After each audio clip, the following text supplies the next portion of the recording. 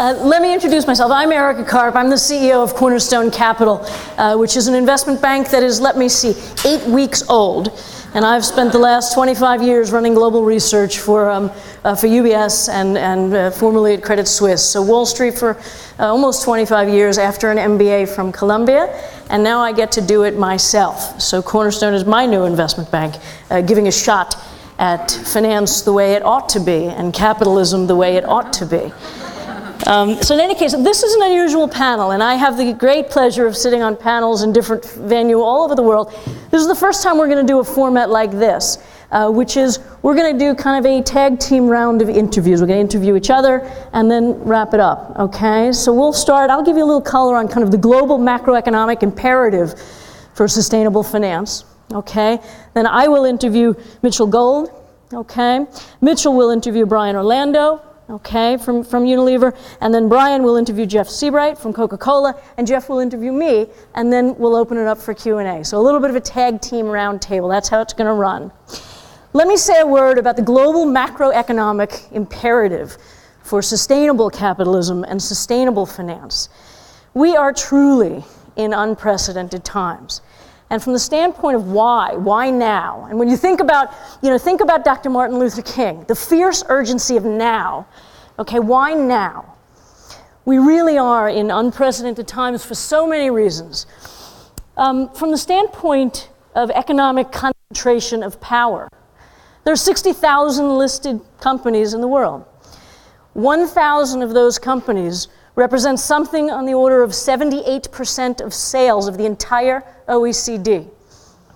That same set of 1,000 companies represents something in the order of 8% of the jobs. Think about that level of economic concentration, unprecedented. Unprecedented in terms of regulatory compliance for the corporations, for the financial institutions. Social media and what that enables in terms of transparency, unprecedented. Companies might as well be transparent. We are going to find out. The whole world is going to find out very quickly. This is transformational, this kind of transparency. Also unprecedented, big data. There is so much information out there, massive amounts of information, and frankly, a lot of it is noise, including some of the stuff that comes from Wall Street. A lot of it is noise. How do you get to the good stuff? All right? Big data. It is allowing us to turn massive amounts of information into insight. That's unprecedented. Demographically, we're in the midst of the largest intergenerational transfer of wealth in the history of the universe. All right? Over the next generation, we're going to see $34 trillion of wealth transfer hands from wealthy families, group family offices, endowments, foundations, trillions of dollars transferring hands into a younger generation of investors. Investors who deeply believe, in fact, who know, like I do, that there is no dichotomy between long-term corporate profitability and sustainable growth and development and societal need. There is no dichotomy. I reject the proposition, so do this next generation of investors. Unprecedented in terms of the pieces of the capital markets coming together to have greater insight into what does it mean to integrate environmental, social, and governance factors into every one of your business processes. What does that mean? Well, the asset owners are starting learning. The asset managers are starting to learn. Some of the investment banks are starting to learn. The exchanges are learning. They're talking about listing standards. The accountants are learning. The consultants are learning. The NGOs are learning. We are having an unprecedented elevation of consciousness across the pieces of the capital markets. This is huge. All right? All this at a convergence, at a time when it's so clear that we have the technology, we can transform business models to make capitalism good. Capitalism for what it's intended to do, which is to facilitate the flow of financial capital around the world. But I believe in financial capital, human capital, and natural capital. All the capitals, maximizing true profitability for the long run. All right, we can do this, and we're at the cusp of being able to do it, and we need to transform business models. And companies like the three here, like Coca-Cola, Mitchell Gold, Unilever, these companies get it, And the corporate sector is so wildly far ahead of the investment community and the regulatory sector that we need to learn from these corporations. We need to scale best practices, and it's happening. And so my 8-week-old investment bank is going to do our share from everything I've learned from 25 years in the business, from my MBA at Columbia. We're going to try to do this, okay? That is the global macroeconomic imperative for sustainable finance. So on that note, what we're going to do is each of our guests is going to introduce themselves and their companies just for a minute.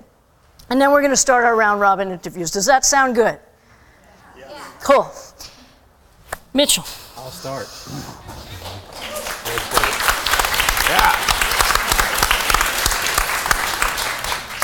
My name is Mitchell Gold, and almost 25 years ago this spring, with my then life partner, Bob Williams, we started a home furnishings company known as Mitchell Gold and Bob Williams. We have 20-some signature retail stores with our name on it, and we sell to major retailers in America that you might know, like Pottery Barn or Restoration Hardware, and we sell to a lot of hotels that you've probably stayed in. We have an incredible daycare center on campus in Taylorsville, North Carolina, with 77 beautiful, brilliant children. We have a scholarship program for our employees' children, and we have a great healthcare program for our employees' children. And being in Taylorsville, North Carolina, in Alexander County, where there's 38,000 people, 14 traffic lights, beautiful rolling mountains, and 135 churches, 124 of which are Southern Baptist. It's not easy. It's not easy doing some of the things that we're doing, but we have chosen to lead by example in the area. I also started a foundation 7 years ago called Faith in America, because I do have faith in America that people will do the right thing when they understand, especially the harm that they cause to LGBT kids because of misguided, outdated, ill-informed religious beliefs. And finally, I serve on the board of directors of the Sustainable Furnishings Council, which is the home furnishings organization that is trying to lead in sustainability. Thank you, Mitchell. I reached out to Mitchell when I was trying to form an employee network for pregnant lesbian Jewish managing directors on Wall Street, and we're going to follow up on that, just, I'm one of those people. Are you in there? Yeah. Brian. Brian Orlando. I work for Unilever. Worked for Unilever for 15 years. Columbia grad in '99, and I am currently the dressings director for marketing director for the U.S. I am also the director for sustainability and foods for North America within Unilever. So a little bit of an increase in my my remit, and so I'm doing both the business of pretty much Hellmann's mayonnaise, because we just sold Wishbone to Pinnacle Foods, but also the creation and I'd say the speeding up of sustainable foods initiatives within our portfolio. And I never thought I'd be with a company, I guess, for a big company like this for 15 years. I really went there because I wanted to take advantage of the training and the rigor and all the things that a big company can offer you on the onset of your career. But the opportunities continue to be there within this organization, and also the energy level around what I'll probably end up talking a little bit about, which is our Unilever Sustainable Living Plan, has kept a lot of folks in the organization and highly engaged. So I'm excited to get a chance to talk a little bit about that today. Thank you, Brian. Unilever is the most extraordinary example of a company, or one of the most, I will say, extraordinary examples of a company that understands how you just have to, it's a phrase that I use is embrace the gray. All right, when it comes to sustainable capitalism, things are not black and white. All right, so Unilever has to balance all the time, and I think they do with the Sustainable Living Program, just a beautiful job. Everything from Hellmann's to Ben & Jerry's. It's really, thank you for being here. Yeah, great. Okay, Coca-Cola, Jeff. Good afternoon. My name is Jeff Seabright. I work for Coca-Cola, which is a beverage company based in Atlanta. You've heard of it, obviously. I'm the Chief Environmental Officer there, which is a job that I've had for the last 10 years. Before joining Coke, I spent most of my career in government. When I got out of graduate school, I was really interested in helping end the nuclear arms race, which was a big deal back then. And having succeeded in that, then decided to move on to the environmental. Thank you. Thank you for that. Wow. But no, the first part of my career, I worked in the State Department and worked in the U.S. Senate for Senator Tim Wirth, who was a great leader, along with Al Gore in the Senate in those days on environmental issues and on security issues, and made the pivot in redefining national security after the Cold War to the issues of gender development, climate change, the transnational issues that really deeply define our national security and international security in the 21st century.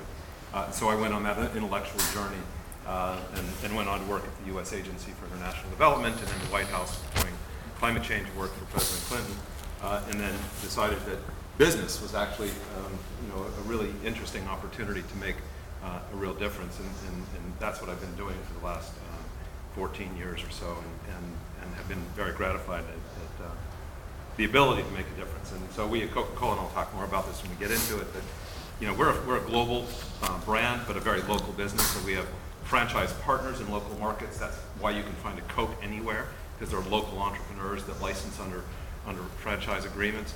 That's why you can find us in 207 countries with nearly 1,000 bottling plants and ubiquitous availability and what have you. And how to leverage that scale for the good is a big part of my day job. So we can talk more about that later. Thank you, Jeff. By the way, something we're probably not going to get to today, but at some point, especially those of you who are studying finance, accounting, economics, there's a big, what I call a mega trend in global finance and accounting. It's called integrated reporting. Okay, integrated financial reporting. It's about the evolution of corporate reporting and the extent to which there is transparency in environmental, social, and governance factors. Coca-Cola is really one of the leaders in trying to tackle how does the 10K end up looking in terms of what investors use to understand how to make investments. So the integrated reporting trend, again, we won't get to it today, but Coca-Cola has been incredibly instructive in driving this forward. It matters what is in the 10K. It matters what is material to the investment decisions are related to environmental, social, and governance excellence. So we're going to do a little tag team interview. Okay, Mitchell. I have so many questions for you. And by the way, I know that you also sell through some smaller outlets. I think English Country Antiques, if anyone knows, in the Hamptons. My first sofa is one of yours. Thank you. It is. We have about 60 or 70 great home furnishings boutiques that we sell to. Yeah.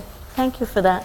It's doing really well because I had a leak recently in my roof. It got decimated. It's fine. I just took the clean. It was great. So I have many questions for you, but one of the questions I have relates to actually all of you. The issue of business models needing to evolve. Some people would argue that the business models in place for any consumption-related company is inherently unsustainable because it's about buy more, consume more. And arguably that's really problematic. And you have companies like Patagonia that might have an ad campaign that says, buy less. Of course, of other people's stuff, not of theirs, which is okay, be the best, right? My point is, with regard to the evolution of business models, how do you come to terms with the fact that people consume more, and that's oil, and that's, forestry, and that's water. How do you deal with that and truly be deeply sustainable as a company?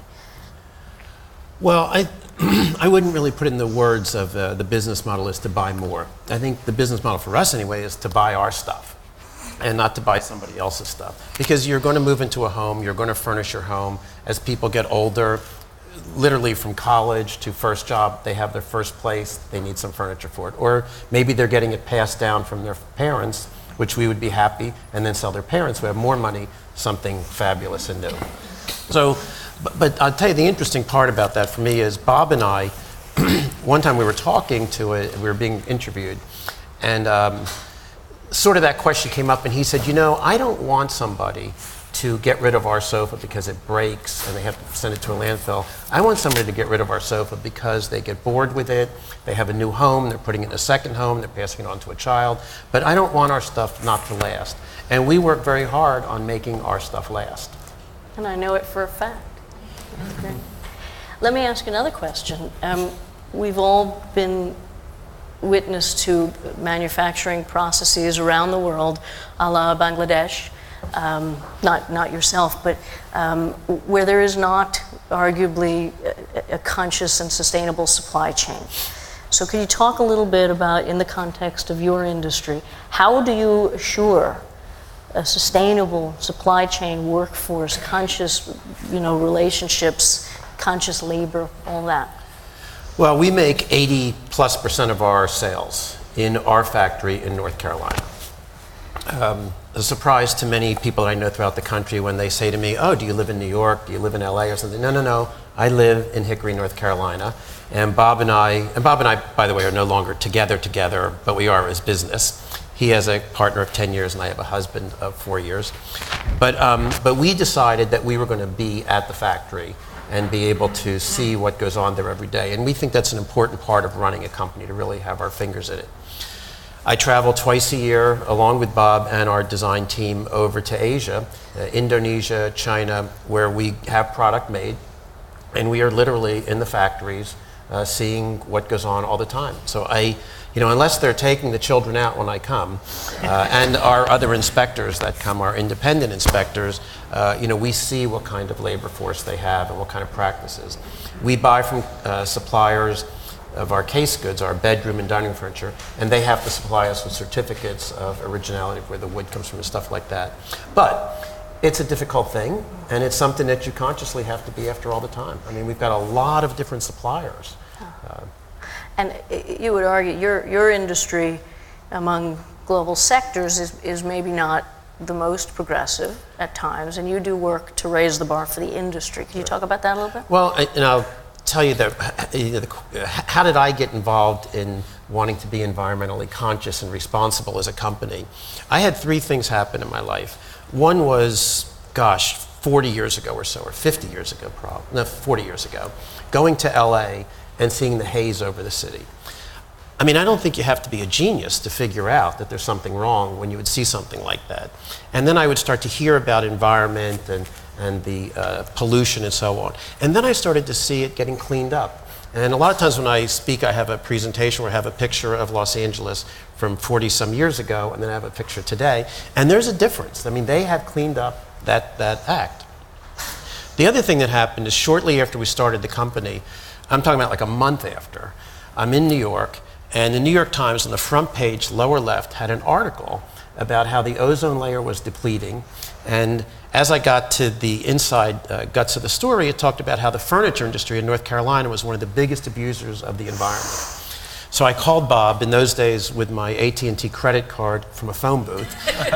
This is really the olden days. And I said, you're not going to believe this, but we're starting a business in an industry that's one of the worst abusers of the environment. And it's not that we were such great environmentalists, but it's like we just can't do that.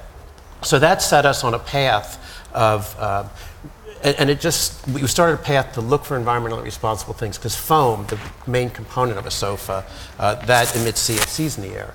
And we just coincidentally, I believe in karma, started looking for foam that didn't do that. And there was a new foam that was invented and introduced at that time. So we did that, and that led us to our packaging and to a lot of things. And the third major impact in my life was, I was visiting a friend of mine, 10 years ago or so, and she had just moved to Tennessee, and she wanted me to get to know her husband better. And during the course of the weekend, he said to me, I have a PowerPoint I'd like to show you that I put together on the environment. And I was like, I'm not quite sure that's what I want to do this weekend. But by the end of the day, he said, hey, do you want to look at my PowerPoint? You want to look at it? He asked me a few times, and by 4 o'clock, I was like, okay, let's look at the PowerPoint. And I figured it'd be a half an hour or so, and maybe an hour and a half or 2 hours later, I was mesmerized. And then he said, well, you're a marketing guy. I'm going to call this an inconvenient truth. what do you think of that as a title for this presentation? And I said, I think that's really fantastic. It really, this environment thing really is an inconvenient truth. But those things have had such an impact on me that people often ask me, well, does it cost more? Do you make less? I don't care about any of that. I make enough money to live. But those are things that really are kind of in my gut. Thank you for that. So as you can see, you are organically sustainable. And that's the best way to come by it. And by the way, thinking of karma, I also believe in karma. And if you think about Gandhi and some of the learnings, teachings, Gandhi said, be the change you want to see in the world. And Gandhi's voice, actually I own that .com, I own that domain, Gandhi's voice, because you got, no, I'm not joking. I'm going to take it to Tata Engineering in India and say, come on, let's partner and do something with Gandhi's voice. Be the change. You have been the change. Thank you. Okay. Europe, interview Brian. Brian. How you doing? Very well. All right. So it's interesting that Unilever started with soaps and wanted to make a cleaner world. Yeah. And there was a real commitment to doing that. And but over the years, business has changed, and you're an older company, much older company than mine. But what more recently happened that got Unilever to say we want to really be involved in being a protector of our earth? Yeah, sure. So I think what's interesting is you have it sounds like you have a little bit of a mini commune almost in North Carolina. Oh my God, don't say commune, they'll think I'm a communist. I'm sorry. But actually, Unilever started with Lord Lever. Actually, there was a facility created called Port Sunlight. Right. And actually, all the employees for Sunlight, which was the name of the soap brand that he created, and this is during the Victoria ages in Britain, and they created this really a livable place where people lived and worked, and that was the beginning of actually what Lever was. So that really speaks, I think, to where the company came from, which is very much that spirit of first of all engaging people in an organization, and also at the time it was about being healthier and living happier lives because of cleanliness. And then it merged, of course, with Margarine Uni, which was a Dutch company, also grounded in sustainability in terms of nutrition. At the time, butter prices were through the roof, and this company basically gave consumers or sold consumers, a cheaper priced product to butter that was actually more nutritious for them. So I think those two, you take those two leaders, Samuel Vandenberg and William Lever at the time, and that really is the inspiration for the organization. I think as you look at Unilever over time, so why did this kind of come to a head in 2010 where we went back and we really tried to engage in where we came from as an organization, is because actually Unilever really, and when you think about it, it's been a whole bunch of organizations. I mean, we've bought a lot of companies over time, particularly actually in North America. I mean, our company was everywhere. We had our hair care and deodorants business in Chicago. We had our personal care business in Greenwich. We had a foods business here. We had another ice creams business in Green Bay. And so actually, really in North America, there wasn't much of a company culture.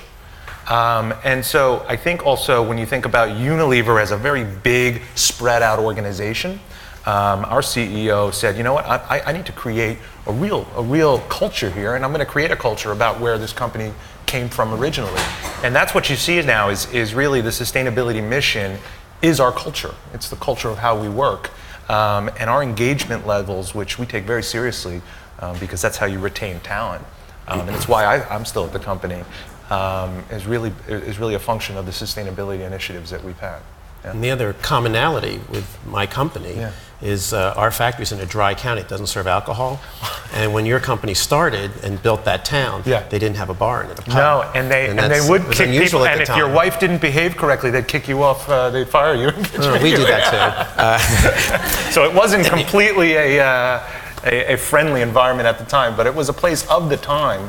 which was really meant to engage an organization, to have an organization that lived better and healthier altogether, all for a common good, but also a common good connected to profitability, which is what the business is all about.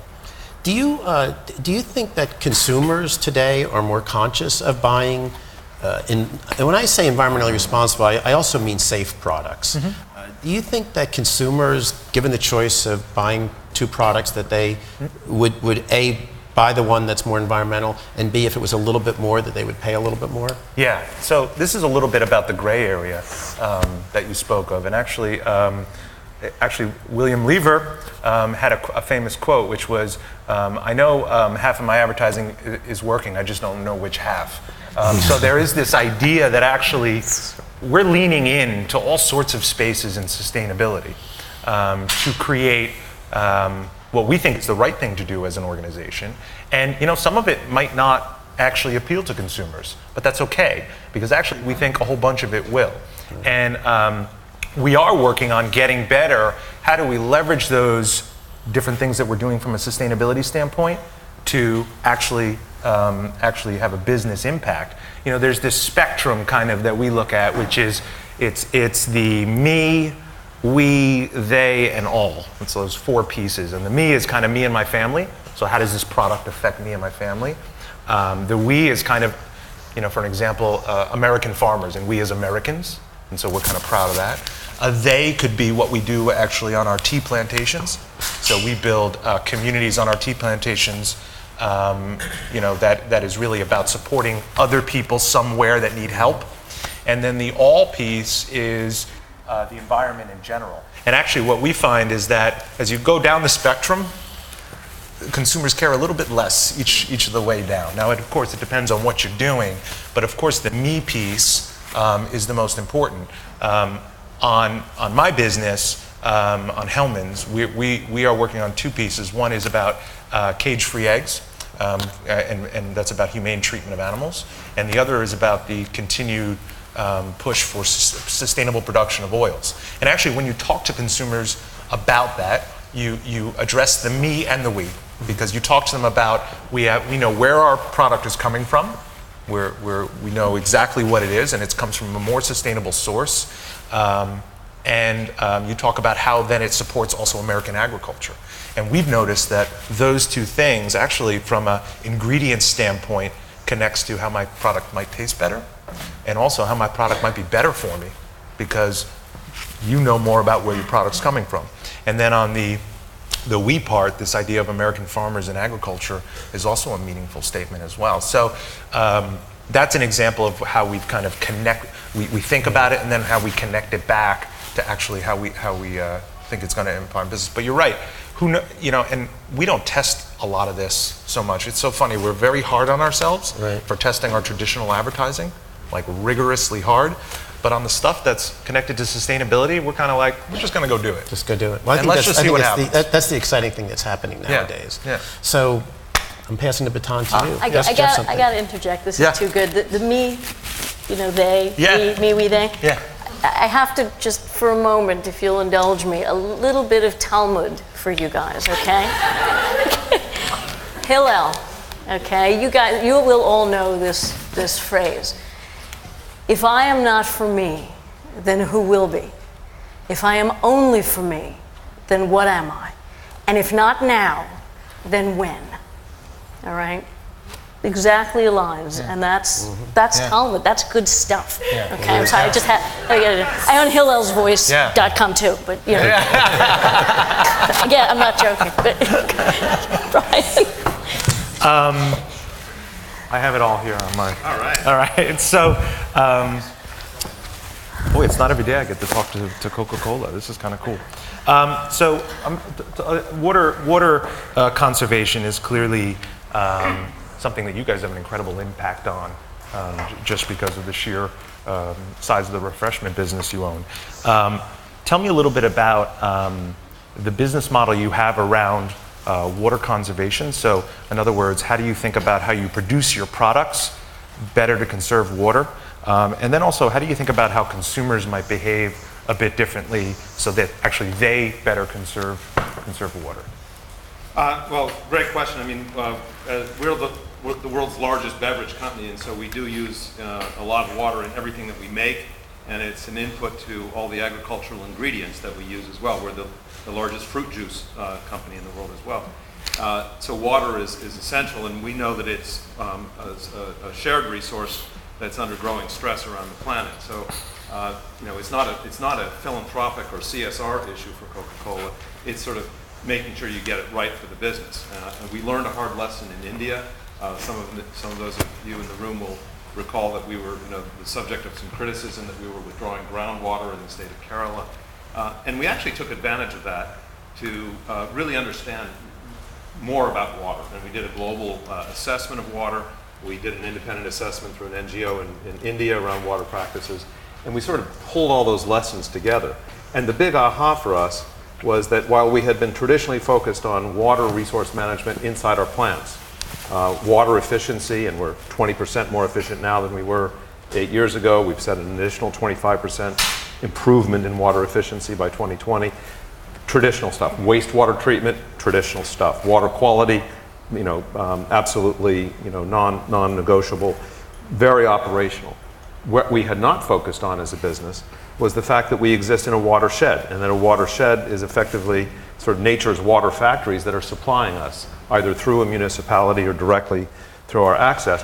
And there are shared users, farmers, other industrial users, ecosystems, habitats, et cetera. And that if we did not understand the social and environmental context of those water issues, especially around something as emotive and cultural and even religious as water, that we would not maintain our license to operate in an increasingly water-stressed world. So we set a goal of giving back as much water as we use by 2020. We're 52% of the way there. We track it very carefully through projects like reforestation, rainwater harvesting, a whole host of support for sustainable agriculture. I was talking to Ed from Kickstart earlier about some of that. So that's how we've embedded it deeply into the business. Cool, excellent. Tell me a little bit about the social enterprise on Coke. So you guys are doing so many wonderful things out there. What are some of your favorites? What are some of your big wins, do you think, as an organization? So I think one of the things, like Unilever, companies that have been around a long time, this connection to society is a very strong thing. It is in your culture, and it is in the Coca-Cola culture, especially because of the franchise model. So this idea of a local bottler as part of the local community gives us a connection point of humanity and local engagement in communities that's been there for over 100 years. And so as we think about going to market, understanding that supporting a kid, not a kid anymore, you can't do that today, child labor laws, but somebody who wants to get a six-pack or a case of Coke on credit and go sell it after school and come, that's micro-enterprise. But it was micro-enterprise before it was called micro-enterprise, right? So now we formalized it, and we're doing programs. One that I'm really proud of is called 5x20, which is our commitment to empower 5 million women entrepreneurs within our value chain by 2020. We're doing amazing work on that. We're doing amazing work on water and water access, working with other partners to create increased access to potable water in Africa through partnerships with like the Water Health International, which is a sort of a social business model, and with a new announcement that our chairman made last week here at Clinton Global Initiative around a concept called Eco Center, which is sort of a safe water, solar energy in a box, sort of a downtown in a box for basic services that could then become an entrepreneurial social service center for rural communities that lack those basic fundamental services that we take for granted. So I think those are some examples of some of the work that we've done. So you talk a little bit about the bottling system that you have and the go-to-market that you guys have. I think a lot of the carbon footprint from the Coca-Cola business would actually come from those bottlers, the trucks, et cetera.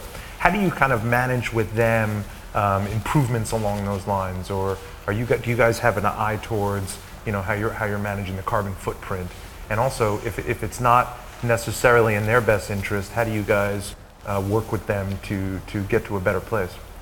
So, great question. We've taken a really hard look. We set a goal back in 2007 to, quote, grow the business, not the carbon, meaning we would flatline emissions in our global manufacturing operations at 2007 levels by 2015, even though the business will have grown quite substantially during that time, but the carbon will not. That's the flatline absolute target. We've taken on a new goal because we started looking at across our value chain, from everything from the agricultural ingredients and the carbon associated with that, to the manufacture of our products, to the packaging involved, to the transportation, and to the refrigeration. And it turns out that transport is 8 or 9%, manufacturing is high single digits. So the things that are kind of most intuitively big carbon emitters are actually quite small. Packaging, the embedded carbon in our packaging is about 35%.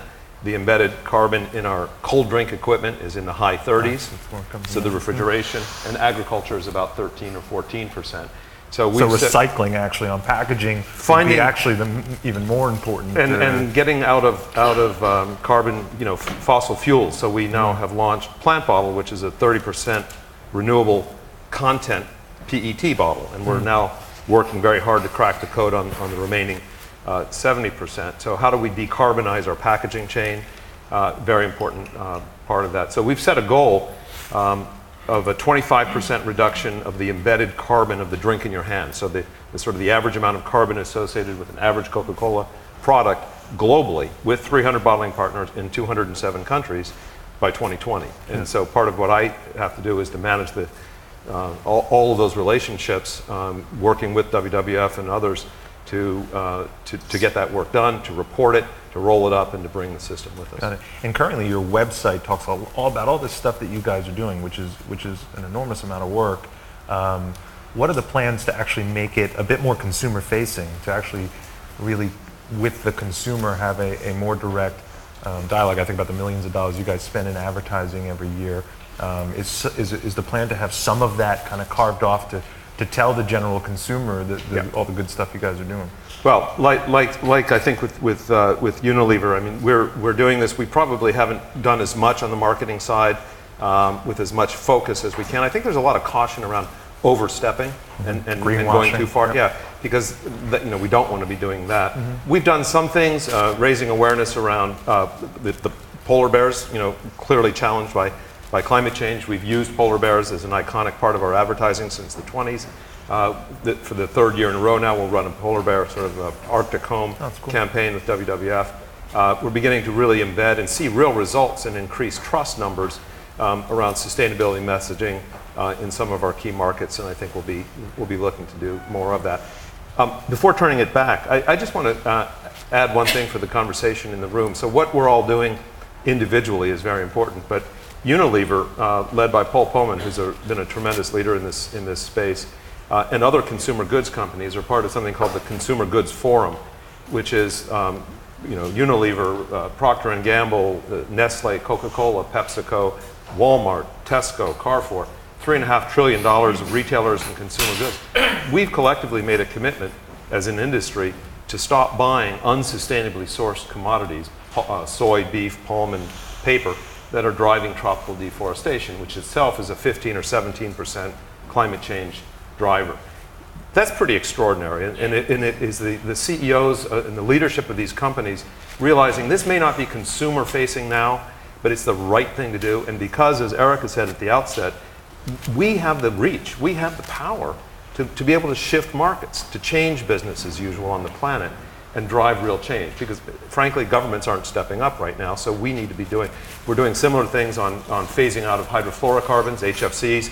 Again, Unilever, kudos, has been a leader in this, as we've been working on this with Greenpeace and others for well over a decade. So getting out of the very climate damaging hydrofluoric HFCs, F-gases, that and deforestation have been two commitments. And I think the power of kind of pre-competitive collaboration, of really getting supply chains aligned to drive real benefit for the planet, is a very powerful idea. That's great.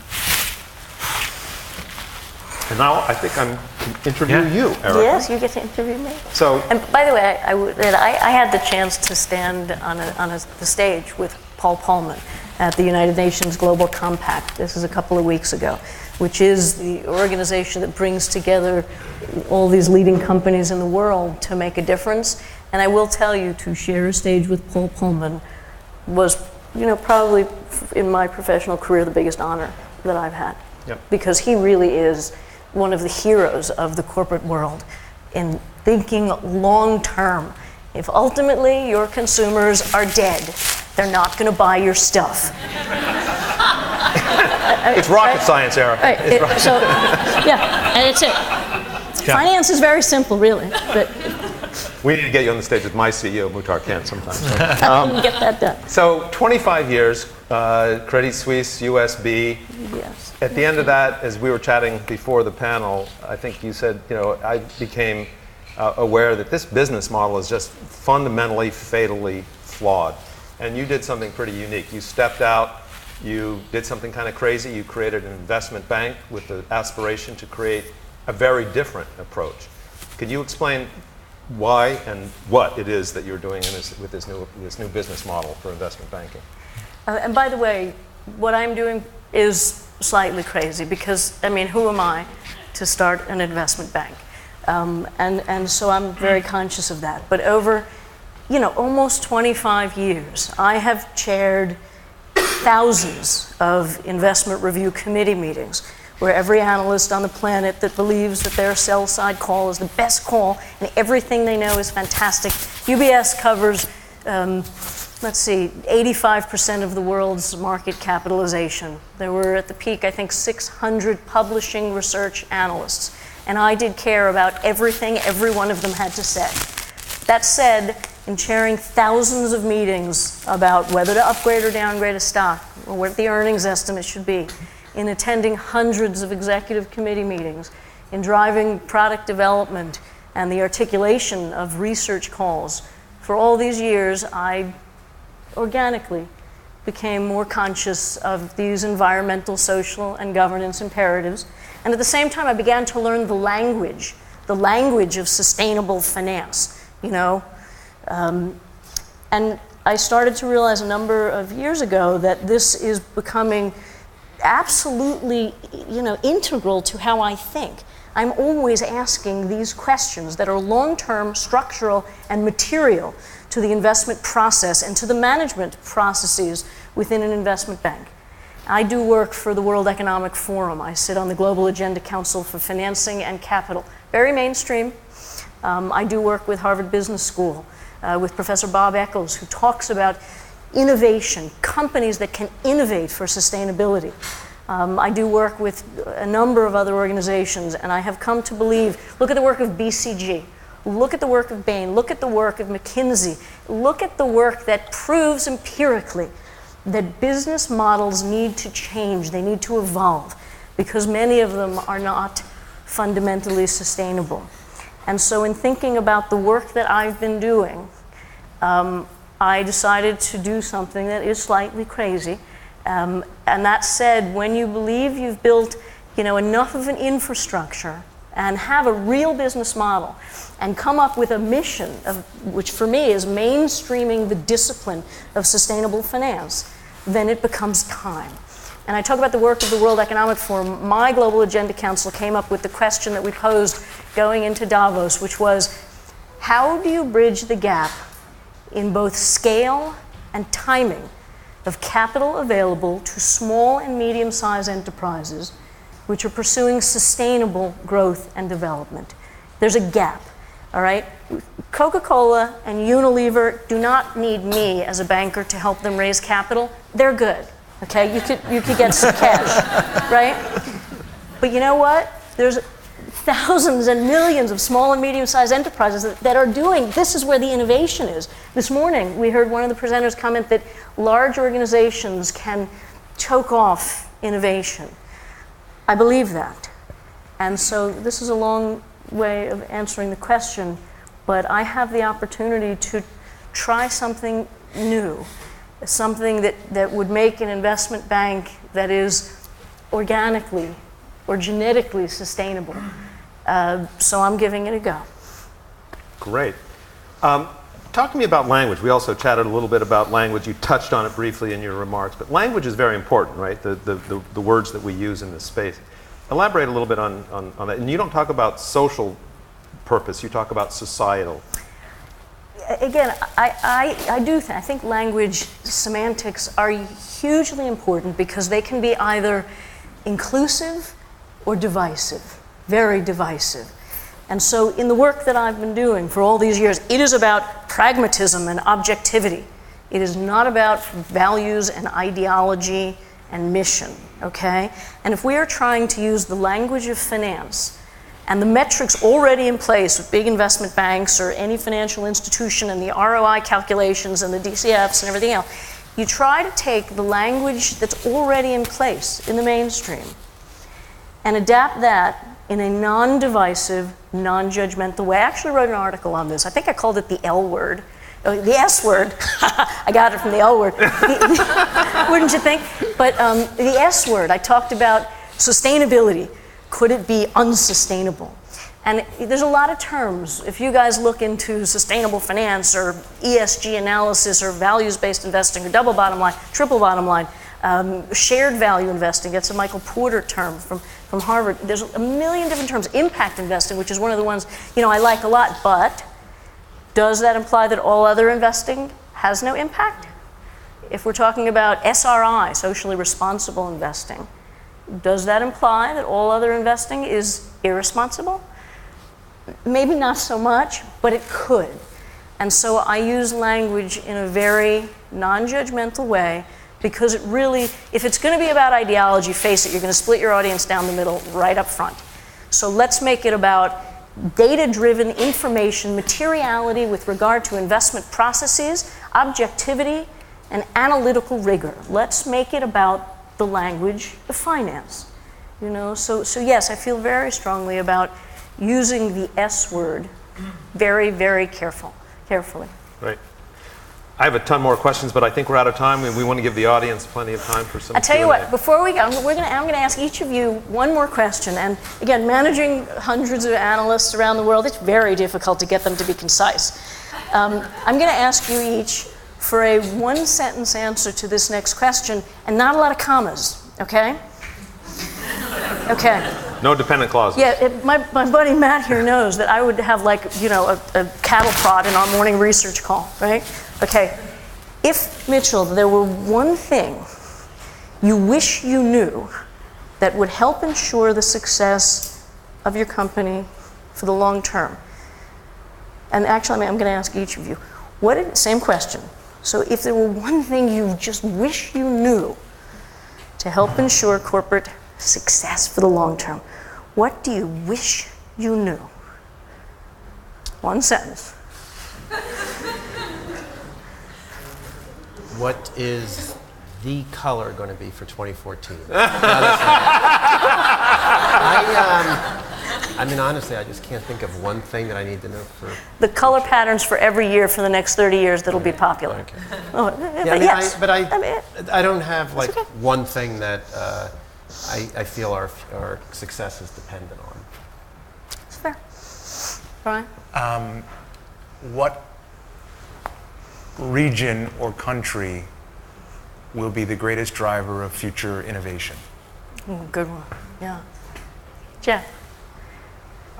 What are the key leading edge metrics that we should be tracking to make sure that we're getting to the place that we all know we need to get to? Good. These guys should be Wall Street analysts. This is how to do it. By the way, this is a question that I have spent 25 years asking analysts as they do their research and decide to buy and sell stock. What do you wish you knew? Because I will tell you that answering that question leads you to new avenues of inquiry that allows for better investment research. That was the genesis of some of UBS's initiatives, something they have called We Have. It's going to take me years to stop saying we. With the Q series initiative, the Q stands for question. All right, and Socrates would tell you that the beginning of wisdom is admitting ignorance. Socrates' voice, oh, that's a good one. We own that. Actually, I'll tell you what else. Critical ethics, hugely important, right? Judicial oversight, when we think about good governance, hugely important. The value of ecosystem services. My firm's intention is to create and protect intellectual property and relationships and great employee engagement, which your companies all do so beautifully, right? So you want to create and protect. All right, so there's so much work to be done. Capitalism is good, and we can leverage it. So, what do you guys want to talk about? You can see with this group, I think they'll probably talk about anything. Yeah, right here.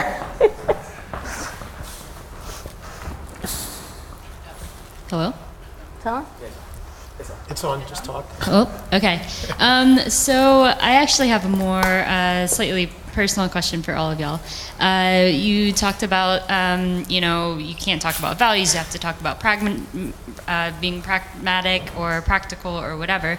And on top of that, a quote occurred to me, which is one of my favorites, and it's life begins at the edge of your comfort zone.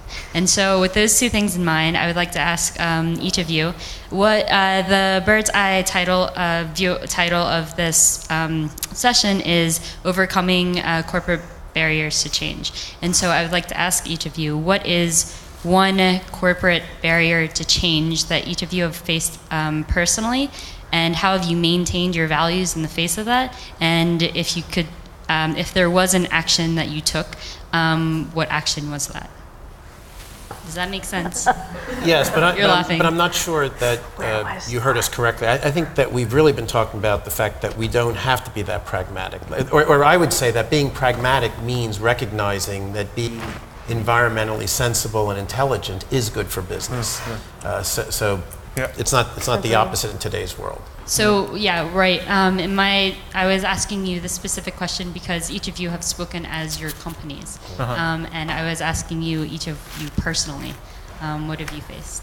Well, for me, Bob and I started the company with a small amount of cash. We eventually had to get some banks involved. And then we sold the company, and then we bought it back with investors. So we've been involved in a lot of financial transactions. And frankly, maybe a smarter person might have really taken the position that they would be guarded about the things that they're doing, socially responsible and environmentally responsible. But our attitude was, if nobody wanted to finance us, if nobody wanted to be involved with us, then we would just not have it.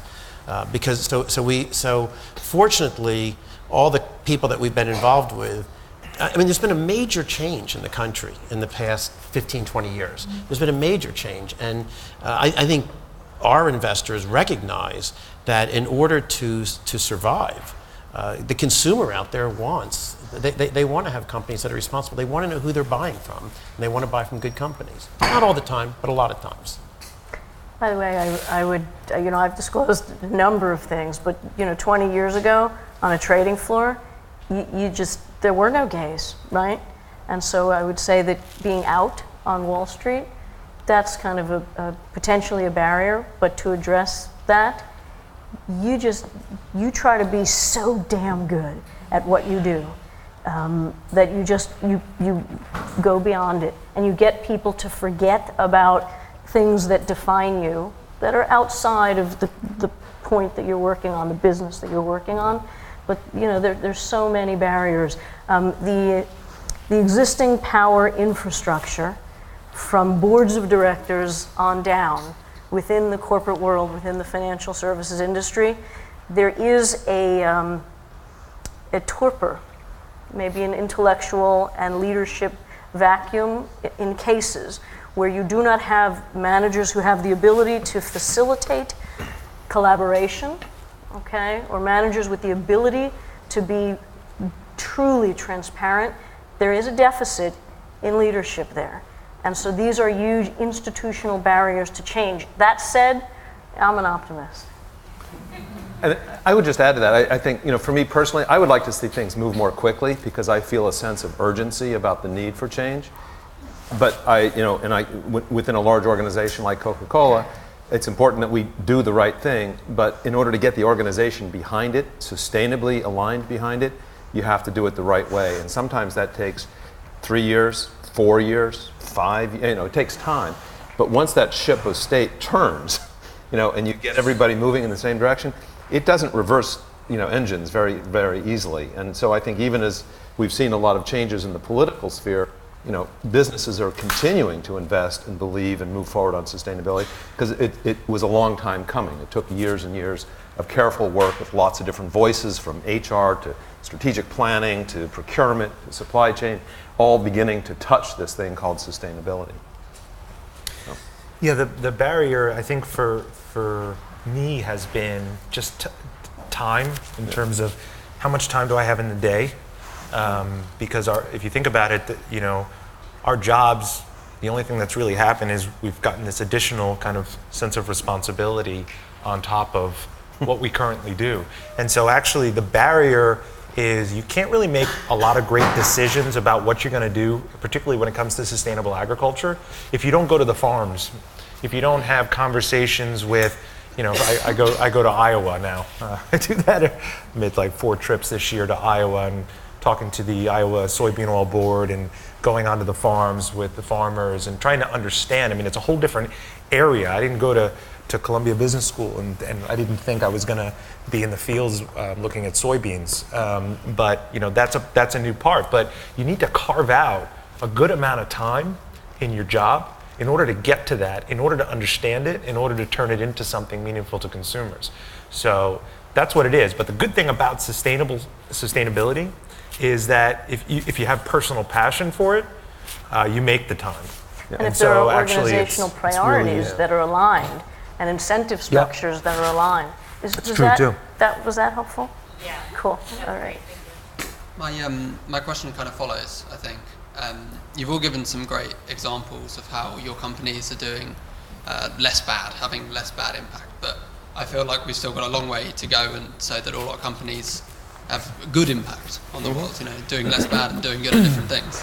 And it's a long way to go, and a 30% bottle is great, but there's still that other 70% we've got to change. Time accepted, what are the big barriers that you guys see to getting to the stage where every multinational corporation, or at least the ones you guys work in, and every small business and every investment bank has a net positive effect on the world? Yeah. So what's the big thing stopping that from happening? So one thing I just want to address your question on less bad. It's not just about less bad. So actually, our sustainability goals include improving the well-being of 1 billion people. So it's having the carbon footprint, and then it's the agricultural, sourcing 100% agricultural sustainable. And so the good is there's a lot of it, and we at Unilever define sustainability really broadly. So if you look at the Dove Self-Esteem Fund, which is all about women having greater sense of self-esteem, that is something we bucket into sustainability. So we put it in there. We have a brand called Life Buoy that is all about washing your hands, and in India the brand exists in a very big way, and it's actually right now we're activating in 8 of the top 10 countries with the highest childhood mortality rate from disease. And so actually washing hands and pushing that forward, we look at that as sustainability. So there's all sorts of initiatives that are not associated with environment or agriculture, but actually personal human well-being. So that's just to give you a sense of we've broadly defined sustainability beyond just environmental footprint. And I think if you are talking about the environment, the reality is, I think it's, I can't imagine a day when it's doing good. And almost everything we do is bad for the environment, virtually. I mean, I drove in a car up here from downtown. I should have walked. Might have taken me 3 hours, but I'm just saying that exactly.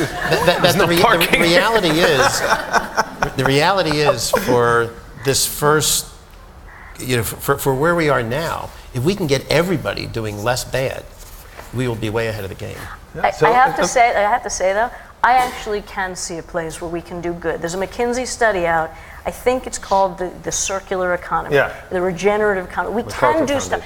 There is such cool technology out there. The UN is looking into, systems in space where we can use mirrors, to reflect sunlight back out to stop, help mitigate global warming. I don't know if they're going to get there, but I tell you, reality on some separate technologies, water filtration, right? Lockheed Martin has the capability to do water filtration to a billionth of a millimeter.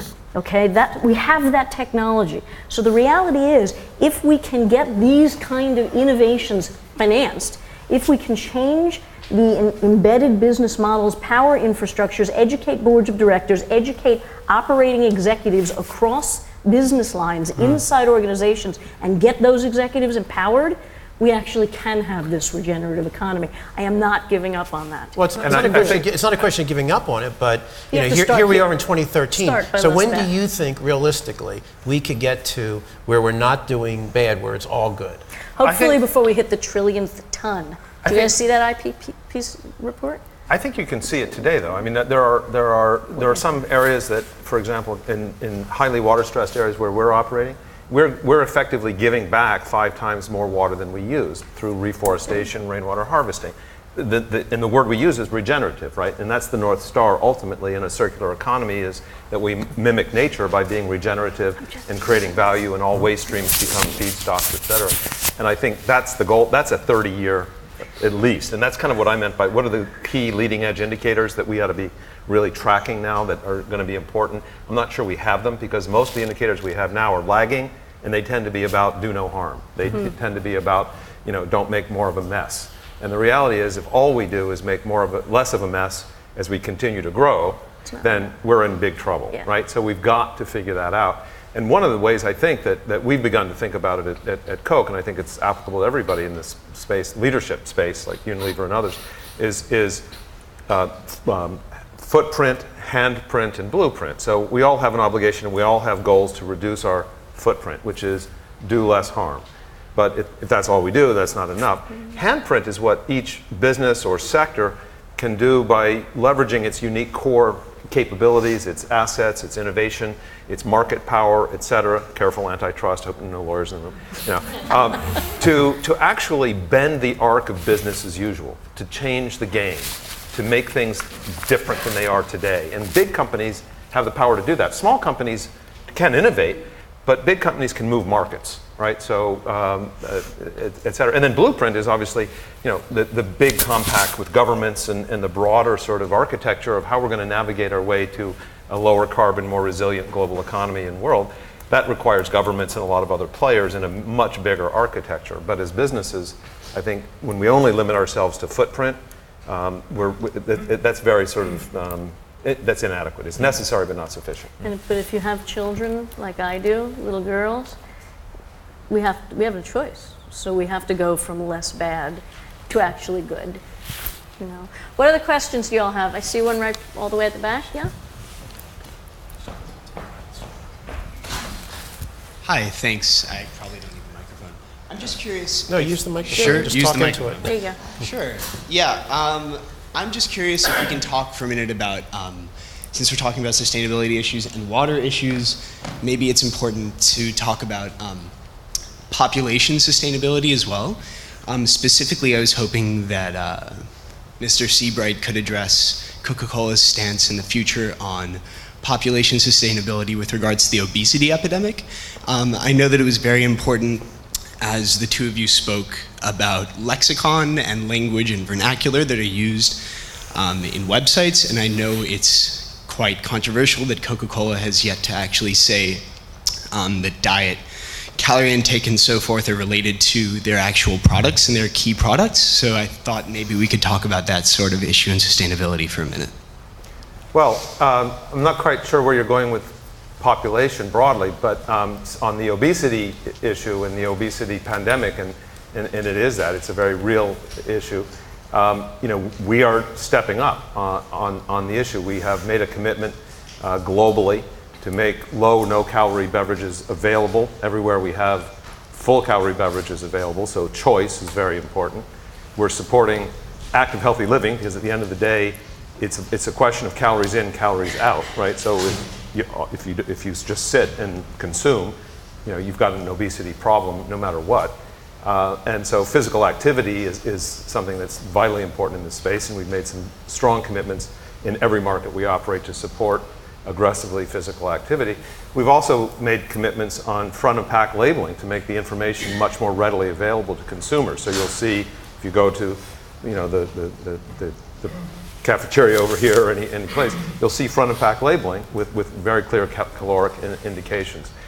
We have about 3,500 beverages now around the world, different brands. 800 of them are in the low or no calorie space. We're growing that ratio. And we're also doing a lot of research. So we've introduced stevia on a lot of our products. We're looking at other natural, non-caloric sweeteners. So I think we're doing our bit to play a role. Wish you the best of luck. Yeah. By the way, Thank you. This Appreciate goes to the category of embrace the gray to some degree. Stevia is a really good example of progress in using that. The chairman of my board is a guy named Dr. Derek Yak, formerly of the World Health Organization. And I will tell you that, again, even Dr. Yak, who worked for Pepsi for many years for Ingenuity, would tell you that we do need to look for progress initially in conjunction with what corporates are doing, with sensible regulatory environments, but there is progress. And again, if we avoid kind of sailing by the Titanic and going, like, your boat stinks, and instead say, okay, you need a hand, that kind of approach, I think, is more constructive for long-term progress. So we have to do it all and do it in an optimistic, collaborative way. And I have to tell you that massive, complex problems do not get solved sequentially, right? You need multiple parallel initiatives that come together to solve really complex problems. And so there is no answer, but there are multiple answers that'll come together, and we'll figure it out, You might call that less bad. It's less bad to start, but then ultimately it can be good. Yeah, so. Do we have any time? We're done? All right. I just want to thank all of our panelists.